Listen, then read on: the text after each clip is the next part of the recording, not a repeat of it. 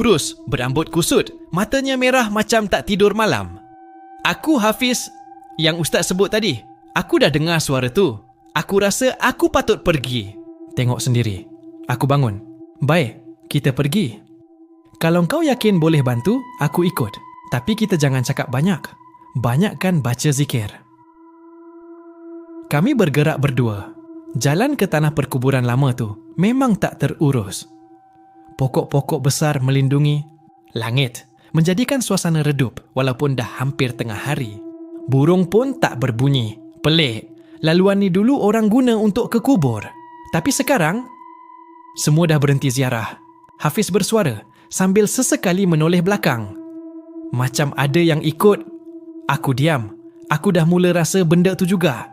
Nafas aku sesak, dada terasa berat. Tapi, aku teruskan zikir dalam hati. Beberapa meter lagi nak sampai, aku nampak batu-batu nisan lama berdiri sengit. Ada yang dah tenggelam dalam tanah. Pokok besar di tengah kawasan kubur tu memang menyeramkan. Dahan dia melingkar macam tangan. Besar sedang cuba capai langit. Aku yakin itu pokok tempat Bilal Safar digantung dulu. Tiba-tiba Hafiz berhenti. Ustaz, suara tu. Aku dengar. Sayup-sayup dari arah kubur. Suara azan mula kedengaran. Tapi waktu tu belum masuk waktu subuh. Suara tu memang tak betul. Allah Akbar. Hafiz. Aku terkaku. Itu suara azan, tapi digabung dengan nama Hafiz. Dan Hafiz, dia terduduk, menekuk telinga.